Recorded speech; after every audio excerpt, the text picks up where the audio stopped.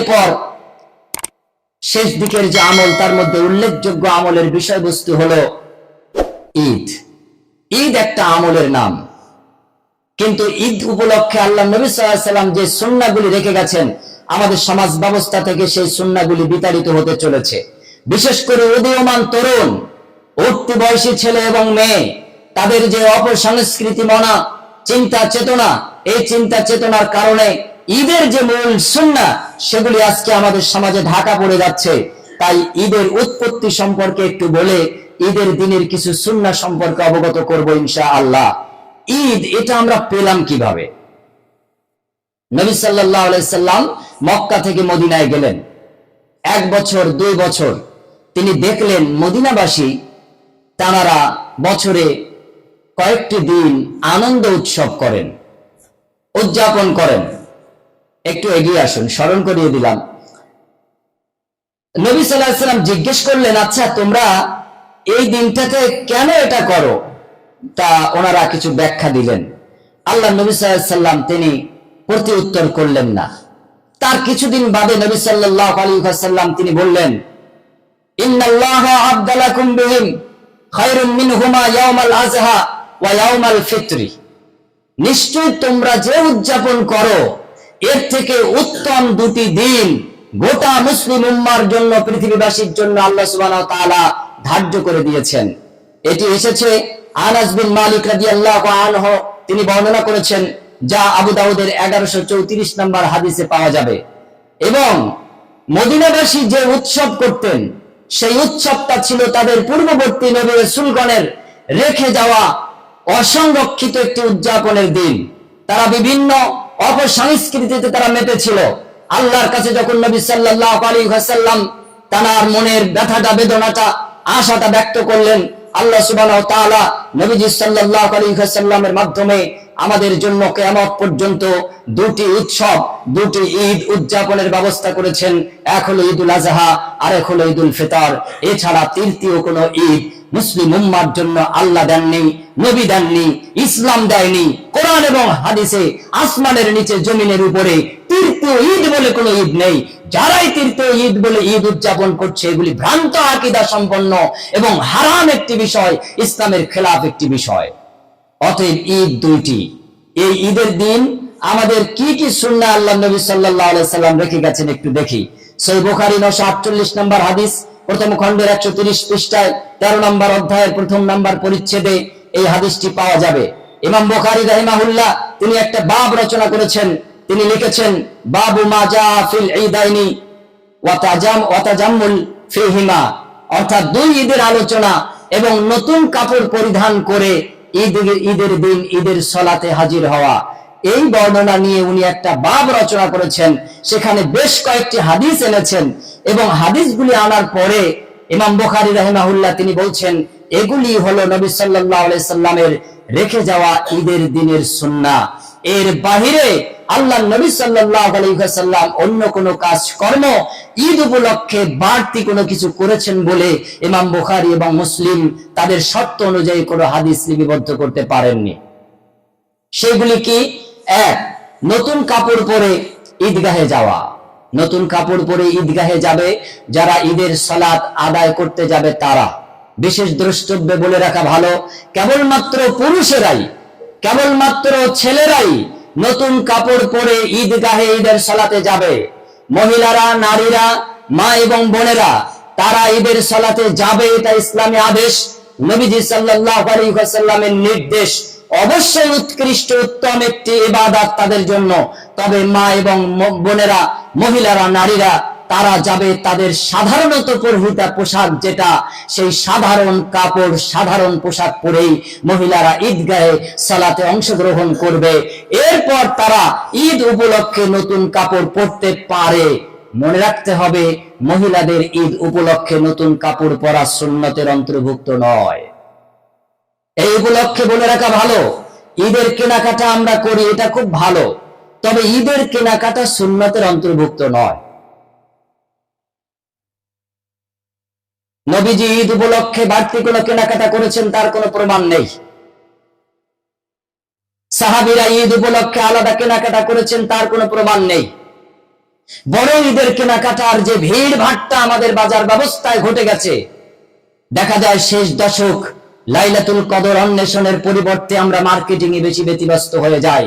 এটা শয়তানি একটি প্রতারণা, শয়তানি একটি ফাঁদ কেবলমাত্র। আপনি যদি ঈদ উপলক্ষে নতুন কাপড় কিনতেই চান, পুরুষ ঈদের সালাতে যাবেন, মহিলারা আনন্দ উৎসবে আপনি পরবেন, কেনেন। কেন আপনি রমজানের আগে কিনলেন না? কেন আপনি প্রথম রোজা, দ্বিতীয় রোজা, তৃতীয় রোজায় কিনে লাইলাতুল কদর অন্বেষণের জন্য শেষ দশককে আপনি ফাঁকা রাখলেন না? অতএব আপনাকে কেউ বলেনি যে আপনি রমজানের আগে ঈদের পোশাক কিনে রাখতে পারবেন না। অতএব আপনি যদি ঈদ উপলক্ষে নতুন কাপড় চোপড় কিনতেই চান, রমজানের আগেই কিনুন। দুই দিক থেকে লাভ হবে, দামে কম হবে, ভিড় ভাট্টা হবে না। আর লাইলাতুল কদর আপনি বেজর রাতগুলি জাগরণের মাধ্যমে হাজার মাসের অধিক সওয়াব আপনি লাভ করবেন। এই সুযোগ যদি আপনি হাতছাড়া করেন, তাহলে শয়তান যে দড়ি আমার আপনার জন্য গলায় পেঁচিয়ে রেখেছে, টেনে কিন্তু জাহান্নামে নিয়ে যাবে। জাহান্নাম থেকে বাঁচার কোনো পথ থাকবে না। 2 নম্বর সুন্নাহ হলো, নবী সাল্লাল্লাহু আলাইহি ওয়াসাল্লাম ঈদের দিন বেজোড় সংখ্যক খেজুর খেয়ে তিনি ঈদগাহে যেতেন। এটি রয়েছে বুখারীর 953 নম্বর হাদিসে এবং সহিহ ইবনে হিব্বানের 2814 নম্বর হাদিসে। তিনি কিছু খেজুর খেয়ে ঈদুল ফিতরে তিনি ঈদের নামাজ আদায়ের জন্য যেতেন, আর ঈদুল আজহায় তিনি খালি পেটে ঈদগাহে যেতেন। আমরা কি এই খেজুর খাওয়ার সুন্নাত চালু রেখেছি? আমরা করিনি। খেজুর না খান, একটু মিষ্টি মুখ করুন, কিন্তু কিছু খেয়ে যান। অনেকে বলবেন সরু বুদ্ধিওয়ালা যারা ভুল ধরার জন্য বসেন, আলহামদুলিল্লাহ ভুল ধরেন। আমার প্রোগ্রামগুলি আমি রেকর্ডিং করার জন্য অনুরোধ করি। প্রত্যেকদিন ইনশাআল্লাহ অসুবিধা না থাকলে রেকর্ডিং হয়, আর এটা অনলাইনে ছাড়ার আগে সর্বাগ্রে প্রথম নাম্বার দর্শক এবং শ্রোতা আলহামদুলিল্লাহ আমি দেখি এই কথার মধ্যে কোনো ভুল ভ্রান্তি হয়েছে কিনা। আমি এটা আরেকজনকে ট্রান্সফার করি, পরীক্ষা করাই কোনো ভুল আছে কিনা। কারণ আমি মানুষ, ভুল দিয়েই মানুষ গঠিত হয়েছে, ভুল আমার হবেই। আমি সব জানতা নই, আমি যা বলি সব সঠিক এটা আমি কখনো বলিনি। অতএব এটা আমি প্রথম দেখি, ভুল হলে সাইবুর ভাইকে বলি, ভাই এই জায়গায় কাটছাট করতে হবে, আর যদি না থাকে তো বলে দেই, ভাই এটা তুমি দিতে পারো, আলহামদুলিল্লাহ তিনি দিয়ে দেন। অতএব আমরা মিষ্টি মুখ করে, খেজুর এখন খুব বেশি দামি নয়, ওই খেজুর বেজুর সংখ্যক খেয়েই আমরা ইনশাআল্লাহ ঈদুল ফিতরে যাব। 3 নম্বর সুন্নাত হলো, যে রাস্তা দিয়ে যাবেন রাস্তা পরিবর্তন করে আরেক রাস্তা দিয়ে আসবেন। এটা আমাদের নেই। কি করে হবে? কোন রাস্তা দিয়ে গেছি তাই তো ঠিক নেই। কারণ গল্প যা ধরেছি, ওই গল্প তো আর আগডুম বাগডুম গল্প না। ওই গল্প হলো মসজিদের 2 ইমাম, 2 ইমামের ভুল ত্রুটি কি আছে, ওই ভুল ত্রুটি আপনি জিবরাইল আমিন সেজে রাস্তা দিয়ে হাঁটতে হাঁটতে ঈদগাহে যেতে যেতে ভুল শুধরে দিচ্ছেন। কি হাদিস জানতা, কি কোরআনের মুফাসসির আপনি হয়ে গেছেন যে আপনি একজনের ভুল বলবেন সেটা রাস্তা দিয়ে আরেকজনের কাছে। আপনি এই হাদিসটা দেখেননি, আপনি এই আয়াতটা পারেননি, এই আয়াতটা কখনো চোখে পাননি, যে ওয়ালা তালমিজু আনফুসাকুম ওয়ালা তানাবাসু বিল আলকাব। এটা তো আল্লাহ প্রদত্ত শব্দ। অন্যের ব্যাপারে ভুল ধারণা, খারাপ ধারণা পোষণ করা যাবে না। আর গীবত এটা হলো মৃত্যু ভাইয়ের দুর্গন্ধযুক্ত গোশত মাংসগুলি চিবিয়ে খাওয়া। আর একটা সুসংবাদ আছে, গীবত যদি আমি আপনার করি, আমার নেকিগুলি আপনার কাছে চলে যায়। আপনি যদি আমার পরনিন্দা পরচর্চা করেন, গীবত, আপনার ভালো কাজের সওয়াবগুলি আমার কাছে চলে আসে, আর আমার পাপ অখাদ্যগুলি আপনার কাছে চলে যায়। এটা একটা সুসংবাদ। এই জন্য আমি মাঝে মাঝে বলি আলহামদুলিল্লাহ, যত দায়িত্ব পালন করা হবে তার পিছনে যত গীবত হবে তত আমার উপকার, তত যার গীবত করা হচ্ছে তার কল্যাণ, তার উপকারিতা। আপনি মুমিন, আপনি মুসলিম, আপনার দৃষ্টিতে আমার ভুল ধরা পড়েছে, আরেকজনের ভুল ধরা পড়েছে, আমি তাকে সালাম দিয়ে শ্রদ্ধা করে স্নেহ পরায়ণতা নিয়ে আমি তার সামনে কোরআনের দলিলটা দেব, হাদিসের দলিলটা পেশ করব। আর আমি তো আল্লাহর দাস, আল্লাহর গোলাম, এই পৃথিবীর সব থেকে একজন অখাস্তা মানুষ। আমি অবশ্যই আল্লাহর খুশির জন্য যাবতীয় কার্যকলাপে ব্যতিব্যস্ত আছি। আমি নির্দ্বিধায় আল্লাহর সেই কালামকে, রসুলের সেই হাদিসকে আমি মেনে নিতে বাধ্য থাকব। যদি না মানা হয় তাহলে অহংকারী মানুষ, আল্লাহ তাকে কোনোদিন জান্নাতে স্থান দেবে না। অহংকার যুক্ত মানুষকে আল্লাহ জান্নাতে কখনোই দেবেন না। অতএব এক রাস্তা দিয়ে যেতে হবে, গল্প গুজব ব্যতি রেখে। কোরআনের সূরা বাকারা 185 নম্বর আয়াতে যেখানে সিয়াম, রোজা, সিয়াম সাধনার ব্যাপারে আল্লাহ আলোচনা করেছেন, সেখানে লিতুকাব্বিরুল্লাহ এই শব্দ উল্লেখ করার মাধ্যমে তাকবীর পাঠ করার কথা বলা হয়েছে। সেই তাকবীর কি? শাওয়ালের চাঁদ উদয় হবে, আপনি পড়বেন আল্লাহু আকবার, আল্লাহু আকবার, লা ইলাহা ইল্লাল্লাহু, আল্লাহু আকবার, আল্লাহু আকবার, ওয়ালিল্লাহিল হামদ।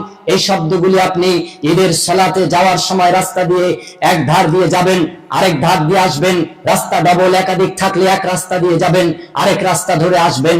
এটা রাসূলুল্লাহ সাল্লাল্লাহু আলাইহি ওয়াসাল্লাম বলেছেন, বুখারীর 986 নম্বর হাদিসে বিদ্যমান আছে। অতএব প্রত্যেকটি কথা হাদিস অনুযায়ী বিকল্প কোনো পথ আল্লাহ নবী সাল্লাল্লাহু আলাইহি ওয়াসাল্লাম দেননি। এখন ঈদের দিন উপলক্ষে সুন্নাত তো মানলাম না, এটা ঠিক আছে, কিন্তু সুন্নতের পরিপন্থী কিছু বিদআত, নতুন আবিষ্কৃত জাহান্নামের আগুন, এই আগুন নিয়ে আমরা নাড়াচাড়া করতে অভ্যস্ত হয়ে গেছি। বিশেষ করে উদীয়মান তরুণ তেজস্বী আমাদের দেখা দৃষ্টিতে যারা নিজেদেরকে একমাত্র মানুষ মনে করে আর কাউকে মানুষ বলেই মনে করে না, তারা আজকাল যা শুরু করেছে এটা কোরআন এবং হাদিস অনুযায়ী বিদআত। অতএব ঈদের দিনের কয়েকটি বিদআত আজকে আমরা একটু জানার চেষ্টা করি। ঈদের বিশেষ মুসাফা এবং কোলাকুলি এটা বিদআতের অন্তর্ভুক্ত। আপনি গাছের আড়াল থেকে বার হলেন, আসসালামু আলাইকুম, আপনি একজন মুসলিম আরেক মুসলিম পুরুষ মুসাফা করবেন, কোনো অসুবিধা নেই। সেই উপলক্ষে আপনি ঈদগাহে গেছেন, আসসালামু আলাইকুম হেদায়েতুল ইসলাম ভাই কেমন আছেন, লিয়াকত আলী গাজী ভাই কেমন আছেন, আমরা মুসাফা করলাম। এটা অন্য দিনের মুসাফা যেমন ওই দিনের মুসাফা তেমন ঈদের দিনের বিশেষ কোনো মুসাফা নেই।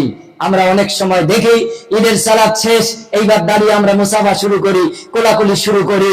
ইবনে হাজার আসকালানী বলছেন, বুখারীর ব্যাখ্যাকারী, তিনি বলছেন ঈদের দিনের বিশেষ মুসাফা, বিশেষ কোলাকুলি না কোরআনে কোনো দলিল পাওয়া যায়, না রাসূল থেকে কোনো আদেশ পাওয়া যায়। অতএব এটা একটা বিদআতের অন্তর্ভুক্ত, এটা পরিত্যাজ্য। দুই, বিদআত বলছি, খেলাধুলার নামে অপসংস্কৃতি চালু হয়েছে। বলে আমরা একটা সাংস্কৃতিক অনুষ্ঠান করব, তো ঈদ উপলক্ষে দিনের বেলা অথবা রাতের বেলা বা তার পরের দিন বিভিন্ন রকমের খেলাধুলা, হই হট্টগোল, সেখানে নারী পুরুষ অবাধ বিচরণ, পর্দার খেলা, ইসলামের কোন বিষয় তাদের সামনে গুরুত্ব পায় না। এই ধরনের খেলাধুলা এটা হারাম পর্যায়ে বেদাতের অন্তর্ভুক্ত। এগুলি আমি আজকে বলছি না, কয়েক শত বছর আগে হাদিসের মুহাক্কিকগণ, মুফাসসিরগণ তারা উল্লেখ করে গেছেন। মানে সেই জামানায়ও মানুষের এই রকম চিন্তা ভাবনা ছিল। 3 নম্বর বেদাত, ঈদগাহ সাজানো, রাস্তাঘাট লাইটিং করা ইত্যাদি ইত্যাদি, ঈদ উপলক্ষে কারুকার্য খচিত অবস্থান নেওয়া, এগুলি সব বেদাতের অন্তর্ভুক্ত। এর কোন অনুমোদন ইসলাম, কোরআন এবং হাদিস দ্বারা আমাদেরকে দেননি। 4 নম্বর বেদাত, বন্ধু বান্ধব বান্ধবীদের নিয়ে পার্কে ঘুরতে যাওয়া অথবা অন্য কোনো ক্ষেত্রে শরীয়ত লঙ্ঘন করার যে বিধি রীতি চালু হয়েছে, মা এবং বাবা অভিভাবক আমরাও টাকা পয়সা দিয়ে ছেলেদেরকে খুব সোনার মণি করে ছেড়ে দেই। আর বাইকের গতি তো 150 থাকলে 150, যদি 125 হয় তাহলে 125, এরকম দুর্বার গতিতে বেপরোয়া ভাবে যদি সে চলে, অ্যাক্সিডেন্টে আঘাত খেয়ে মরবে তো মরবে, আপনি তো সন্তান হারা হবেনই। অপরদিকে যে বন্ধু বান্ধবের ছলনায় চলে যাচ্ছে, জেনা ব্যভিচার, বান্ধবীদের নিয়ে ঘোরাফেরার ফলে তারা যে ব্যভিচারে লিপ্ত হচ্ছে, তার ভাগও কিন্তু মা এবং বাপ তাদেরকে নিতে হবে। এগুলি সব হারাম, বিদআতের অন্তর্ভুক্ত। এর থেকে আমাদের বেঁচে থাকা অত্যন্ত জরুরি বলে ইসলাম প্রদান করেছে, আদেশ করেছেন আল্লাহ এবং আল্লাহর রাসূল। কিয়ামতের পূর্ব মুহূর্ত পর্যন্ত সকল উম্মতে মুহাম্মাদী মানব জাতিকে সতর্ক এবং সাবধানভাবে চলার এই ব্যবস্থায় রীতিনীতি দিয়েছেন। এর নাম ইসলাম, যা ছোট বড় কোনটা বাদ দেয়নি, প্রতিনিয়ত প্রতি ক্ষেত্রে এইসব ব্যবস্থাপনা দিয়েছেন। অপরদিকে শাওয়ালের চাঁদ উদয় হয়ে গেল। শাওয়ালের চাঁদ উদয় হলে আমাদের অন্তরে একটাই গান থাকবে, ভাষা থাকবে, সেটি হলো ঈদের সালাত। সেই ঈদের সালাতে আমরা গেলাম, ঈদের সালাতে যাওয়ার আগে ফিতরা আদায় করে যেতে হবে, ফিতরা বের করে যেতে হবে। অভাব দুস্থ মিসকিন যারা, তাদেরকে পৌঁছে দিতে হবে। এই পৌঁছে দেওয়ার পরে ঈদের সালাত আদায় করার পরে আমাদের মনে ফজিলতপূর্ণ একটা নফল সিয়াম, এই সিয়ামের আস্বাদ রাখতে হবে, তামান্না রাখতে হবে। সেটি হলো শাওয়াল মাসের 6টি গুরুত্বপূর্ণ নফল সিয়াম। জনাবে রাসূলুল্লাহ সাল্লাল্লাহু আলাইহি ওয়াসাল্লাম তিনি বলছেন, যা সহিহ মুসলিমের 2648 নম্বর হাদিসে, তিরমিজির 751 নম্বর হাদিসে আবু আইয়ুব আনসারী রাদিয়াল্লাহু আনহু তিনি বর্ণনা করেছেন। এখানে আল্লাহ নবী সাল্লাল্লাহু আলাইহি ওয়াসাল্লাম বলছেন, যে মানুষটা, যে মুসলিম 1 মাস ফরজ সিয়াম রোজা রাখলো, এরপর নফল শাওয়াল মাসের 6টি নফল সিয়াম রাখলো, আল্লাহ সুবহানাহু ওয়া তাআলা ওই বান্দার আমলনামায় সারা বছর সিয়াম রোজা রাখার যে সওয়াব প্রাপ্তি, তার নামা আমলে আল্লাহ সুবহানাহু ওয়া তাআলা তাই প্রদান করে দেবেন, বলি সুবহানাল্লাহ। কারণ সূরাতুল আনআম 107 নম্বর আয়াত আল্লাহ সুবহানাহু ওয়া তাআলা তিনি বলছেন, মান জাআ বিল হাসানাতি ফালাহু আশরু আমসালিহা। বান্দা যখন কোনো ভালো কাজ করে আমি আল্লাহ রাব্বুল আলামিন সেটাকে 10 গুণ বৃদ্ধি ঘটিয়ে দেই।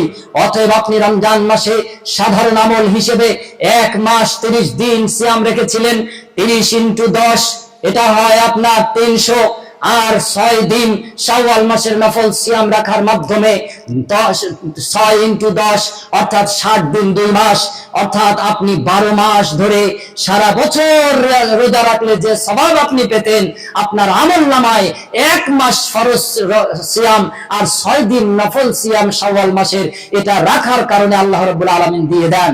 আপনি যদি আপনার উপরে সিয়াম ফরজের প্রথম বছর করেছেন, দ্বিতীয় বছর করেছেন, মৃত্যুর বছরে আপনি করেছেন, তাহলে আপনি কিয়ামতের মাঠে দাঁড়িয়ে আপনার নামা আমলে দেখবেন আপনি সারা জীবন রোজা অবস্থায় কাটিয়েছেন। আল্লাহু আকবার, আল্লাহু আকবার, সুবহানাল্লাহি ওয়া বিহামদিহি, সুবহানাল্লাহিল আযীম। অতএব সিয়াম সাধনা করলাম, ঈদগাহে গেলাম, মাসুম হয়ে আসলাম। শাওয়াল মাসের 6টি গুরুত্বপূর্ণ নফল সিয়াম আমরা যেন অবশ্যই আদায় করতে পারি, সম্পাদন করতে পারি। আল্লাহ আমাদের তৌফিক এনায়েত করুক, আমিন। পরিশেষে সমাজের সকলের কাছে একান্ত অনুরোধ, সবিনয় অনুরোধ, স্বনির্বন্ধ অনুরোধ, আসুন রমজানের আর মাত্র 4টি দিন বা 5টি দিন বা সামান্য কিছু কম বেশি সময় আমাদের বাকি আছে। আগামী রমজান আমরা পাবো কোনো গ্যারান্টি নেই। গত রমজান এভাবে জুমায় একসাথে ছিলাম, তাদেরকে আমরা মাটির গর্ত খুঁড়ে কবরস্থ করে এসেছি। এবছর আমরা একসাথে আছি, জানি না আমরা কতজন একসাথে আবার আগামী বছর রমজান পাবো, কিন্তু তার থেকে একটু আশা আছে। এই 4টি দিন, এই 3টি দিন, এই 3.5টি দিন, এই 4.5টি দিন, এই 5টি দিন আমরা মনে হয় আল্লাহর রহমতে আমরা এই সময়গুলি পাবো। এই সময়টাকে আমরা কাজে লাগানোর মাধ্যমে রোজার হক আদায় করি, প্রতিবেশীর হক আদায় করি, আত্মীয়দের হক আদায় করি, আমরা অভাব দুস্থ মিসকিন ফকির তাদের হক আদায় করি, মসজিদের হক আদায় করি, মক্তবের হক আদায় করি। আমরা সকল শ্রেণীর হক যেন আদায় করার মাধ্যমে মহান রব আল্লাহ সুবহানাহু ওয়া তাআলাকে সন্তুষ্ট করতে পারি। আল্লাহ তিনি আমাদের তৌফিক এনায়েত করুক, আমিন। ওয়া আখির দাওয়ানা আনিল হামদুলিল্লাহি রাব্বিল আলামিন।